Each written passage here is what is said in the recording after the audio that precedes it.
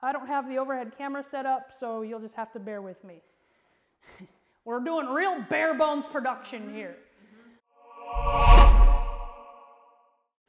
What's up, you guys? This is Shane of the Queen of Spades Baszler, and I wanted to put my 2 cents in on this ongoing discussion as of late about the oblique kick and whether or not it should be banned from MMA. First off, what is the oblique kick? The oblique kick is a kick to the knee or right above it that is more of a straight line attack. So the 2 main ways that it's thrown is a lead leg kind of side kick. So I'm gonna throw it like that. Or the other way that it's been thrown is more of a savate style kick. And in savate, they do a lot more of these kind of like, if you see old school savate, it's like gentlemanly fighting with a cane. So the pictures look kind of like, hey, there, but very dangerous art actually in application. And so what they do is they take their rear leg and their arch is facing up. So where I take the side kick, my arch is facing down. The savate style rear leg one is my arch would be facing up. Boom. And it's the same direction. And we've seen a few injuries lately where people have really damaged their knees, specifically in mixed martial arts fights, because of this happening. Boom. Or even sideways, if they're sideways coming this way. My opinion, and even Jess and I have kind of gone back and forth on this, I don't think it should be banned. I feel the same way about it that I feel about the calf kick that everyone was crying about until this started happening. Yes, in mixed martial arts, where the evolution of mixed martial arts is right now, it is dangerous. Now, to be fair, every single technique we do in a fight has the potential for catastrophic injury. What's up, you guys? It's Future Shayna here, and I'm sitting here editing this video, and I'm having a text conversation because I put that post in my community tab. So a mentor of mine, who I respect greatly, texted me, and we have differing views on this question. And that's okay, and we weren't arguing or anything, we were having an intelligent discussion about it. And I want to say that I do hate the comparison about how submissions can cause such big damage, because with a submission you have time to tap to mitigate the damage. So I don't think it's a fair comparison to say that. But the one argument that I think that while discussing this with him that I agreed on was that mixed martial arts organizations as a whole do little to take care of the fighter outside of the actual, 15 possible max minutes, 15 to 25 minutes of the fight. So we should be doing as much as we can to make life after as easy to care for as we can. And that's the one argument that I was like, yeah, I can agree with you there. So that's kind of the only argument I see for that other side. But like I said, he and I were able to discuss having differing views respectfully, and without argument or thinking the other person was a horrible person. And I think overall that's an art that has been lost today. So I'm thankful for the people in my life. All that being said, the point is, I just wanted to add that in here. Okay, so even things that you don't think look particularly violent are dangerous. Fighting is dangerous. Now, all that aside, should we mitigate this injury? Yes, that's why we have rules and referees now.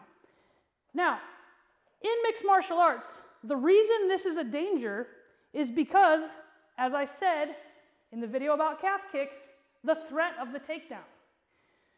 My argument about not banning these kicks is that if they were so dangerous and such a threat, you would see them more often, or you would see this injury more often in arts like Muay Thai kickboxing, where this lower body attack is allowed. Why isn't it thrown there? It's not thrown because it's not as effective. And why is it not as effective? Because the defense is easy. If she's going to throw a round kick in Thai boxing, we've talked about this, round kick, I check. if she's going to throw the calf kick in Thai boxing, I check.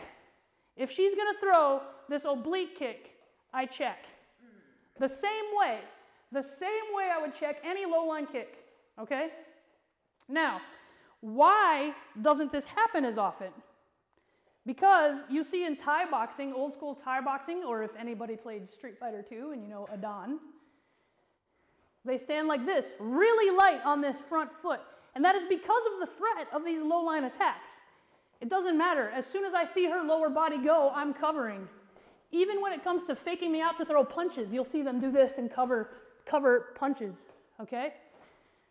That takes away those low line attacks. Now, the reason people in MMA don't stand like this is because now I can get taken down so easy. And so they've had, in mixed martial arts, the fighters have had to hybrid their stance and find, based on their strength, whether they're a grappler or a striker, and whether they're facing a grappler or a striker, how they stand. So in the early days, you saw these strikers come in, boxers, kickboxers, and they were getting taken down by, quite honestly, a jiu-jitsu guy who didn't have that great of takedowns at the time. Okay? So he would get taken down, and what they learned was, okay, if it goes to the ground, strikers don't know anything on the ground. So then you had people that, wait a minute, it evolved, Chuck Liddell, even Maurice Smith, strikers that learned how to defensively wrestle. So now you had these strikers that came in, and now they could defend against takedowns. So now what you're seeing, the evolution of MMA is this evasive movement striking match. And what's going to end up happening is, because of the threat of the takedown, now there's this dangerous kick and these low line attacks that are happening. It's going to evolve again, and they'll come here. And then all of a sudden, it'll evolve again, and people will get taken down. You guys, this is a never-ending circle of why the argument will never be settled of what is the best art in a real fight, because fighting constantly evolves. So that's my opinion on why the oblique kick, to be honest, I don't even know why it's called the oblique kick. Me neither. Because the obliques are here. If anybody knows the answer to that, actually, I studied fighting for like 20 years and I don't know everything, but you can put it in the comments. But that's my opinion. I don't think it should be banned. Same as I don't think the calf kick should be banned. The art will survive and evolve and move on.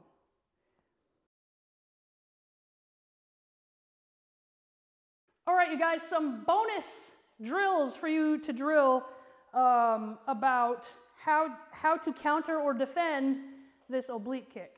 So, we've already talked about the easy one, which is just the cover. So she throws the oblique kick, I just cover. That's normal. Now, if we don't want to just defend. We would also like to counter. Okay, so here's 3 ways. The first way is using my footwork. So she throws this, I'm just going to step off the center line. Okay, this is the same for any center line attack. She throws a teep, same thing. I just step sideways off the center line. It's that simple. But then I also want to counter, so it could be this. Bing. It could be this. Bing. Okay? So that's way number 1, using my feet. Number 2, and we've talked about this for a few, this works for low kicks, inside low kicks, the calf kick, any of them. I'm just going to switch. Okay? So she throws it, I switch. This is already gone. She doesn't have it, okay? But at the same time, I want to answer. My favorite way to answer this is throwing the left hand, because where this is a jab this way, when I switch, this is now a cross and it's a power shot. Bang! Okay, clocks her.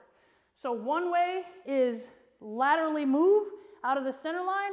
The second way is to switch, take away the target and hit her. The third way combines both. So as I step, and this is another kind of savate sort of technique, as I step and switch, I'm coming with a hook. So when I switch, my right hand now becomes a lead hook, which is the same as this, okay? So I'm switching, coming off so I get the angle on her and hitting with the hook. So 1, 2, boom, and 3, boom.